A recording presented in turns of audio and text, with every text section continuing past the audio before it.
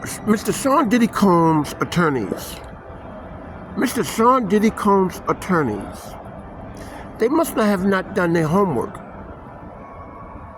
I'm gonna mention a U.S. Supreme Court case, United States Supreme Court case. No. Wait a minute. First, I'm gonna say this. I just came across something on YouTube. They have 5 photographs of Cassie injuries. Now, I don't know if they're by Mr. Combs or not, but her eye, her leg, her wrist, and several other bruises. Her eye looked like a compound fracture. Compound fracture means that it's an open wound that needed stitches. Now, this supposedly been done all while the hotel room, remember the hotel event? Where Sean John hit her, picked up her bags, for what reason I do not know. Maybe his personal belongings was in her bags she took out of the hotel room. That's the reason why she's leaving and didn't say she was leaving. But here, this is what I don't understand. Now there's a Supreme Court ruling on this matter I'm about to speak on. The statute of limitations ran out on that. But it came to life, and under the civil suit, Sean John supposedly paid $30 million. The $30 million was based upon the statute of limitations expires. She wanted compensatory and punitive damages for what had happened. So this is the matter. She didn't get both. She just got one.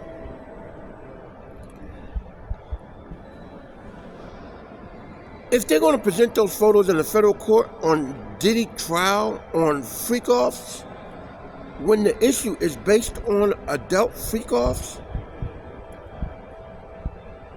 those photographs are inadmissible up in court. You can't go and use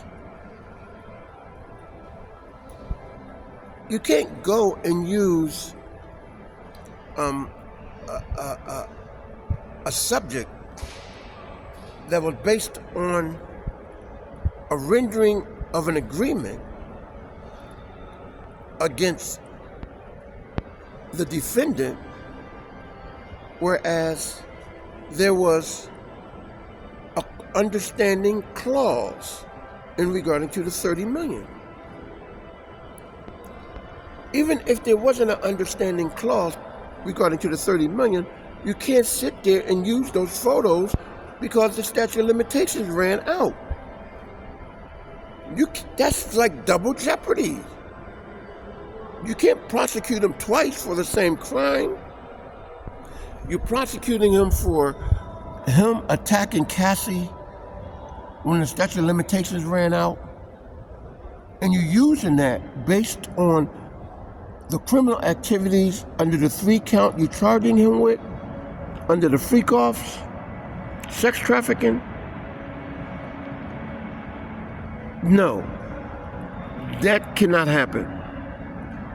And I don't know what Sean John attorneys are doing, but they're not doing their fucking Johnny Cochran's work.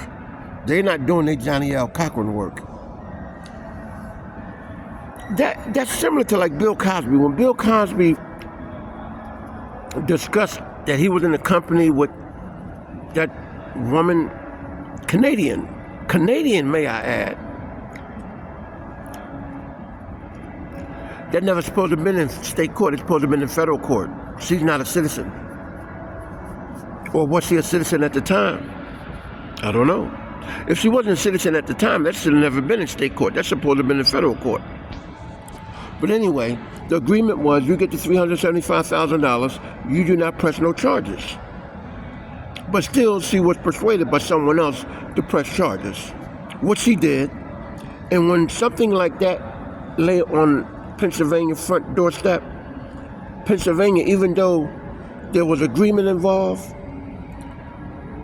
Pennsylvania has to follow it through the judicial system of the state of Pennsylvania. And it has to reach the state of the Supreme Court if he's found guilty in the state court, which it did. And it was overturned because there was agreement, understanding that she was not supposed to file any grievance charges in the future. So this is federal court. Federal court, they're not going to accept those photographs of Cassie if those photographs was based on the hotel matter. But if they were based on any other matter after the hotel, which I think there wasn't, because why would she still stay with them after the hotel event? She didn't. So in other words, the federal judge is not going to accept those photographs of Cassie, what happened at the hotel room. Now, there's supposed to be 5 of them. The eye, the leg, no. If they use that to prosecute Sean Diddy Combs, those photographs of Cassie,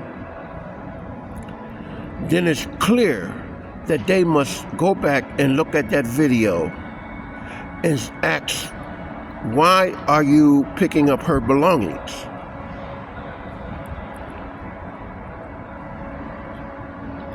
You hit her, you beat her, you kick her, you tell her to pick up her shit and get back to the hotel room. Oh, you want to be generous and hit her, beat her and kick her, and be generous and pick up her bags and bring them back to the hotel room? Is that what you want to do?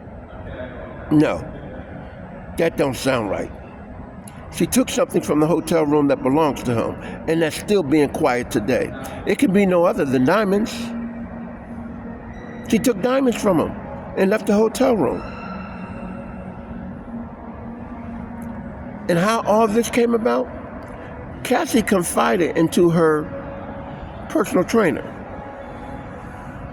Her personal trainer says, look, if you want to get him on video.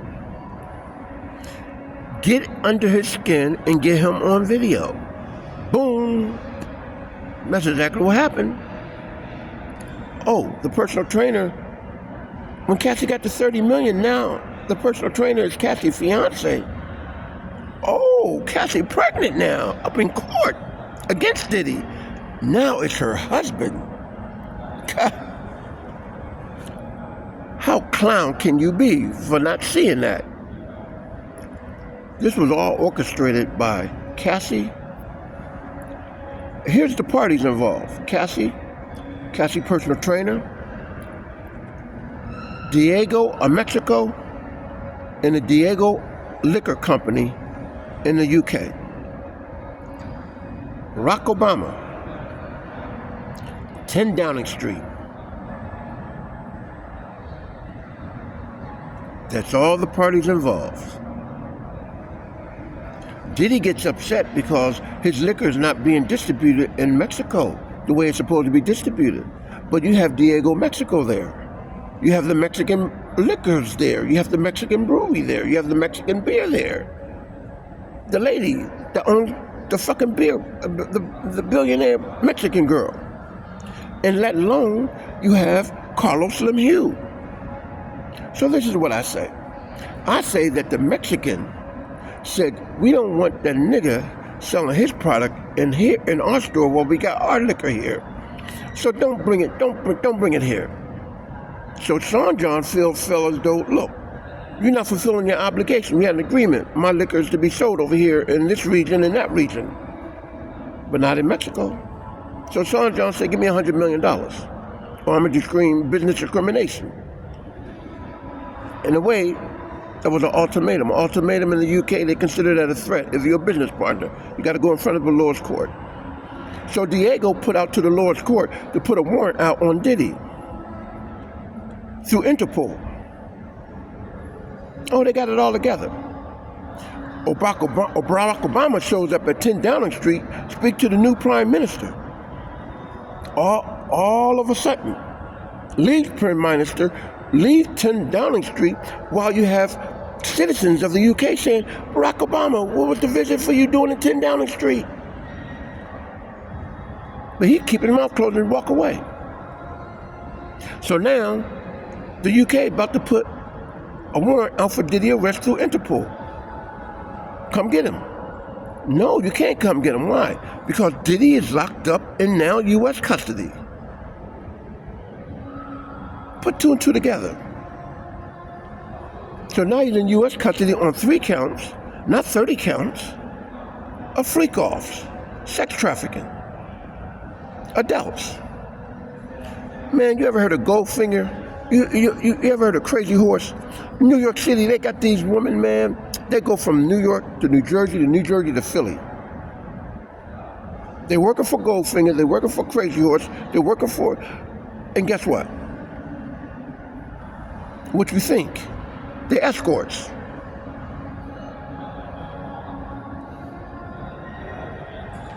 Man, y'all got it twisted, man.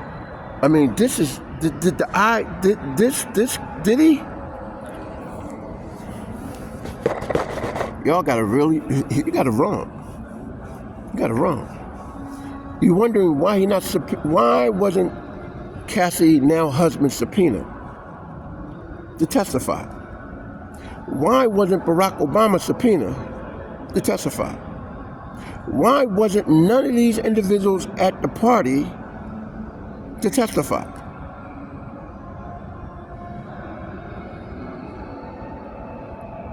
If they testify, they can't say anything wrong about Diddy because it's a freak-off party. It's an adult freak-off party. They're all adults. Did they see Diddy take a bottle and throw somebody and hit somebody upside the head with? Did they see Diddy take a broomstick and stick it up somebody's asshole? Talk to me. No. This is all gonna come out. And before you know it, right now, it's a 50-50 chance Diddy getting off.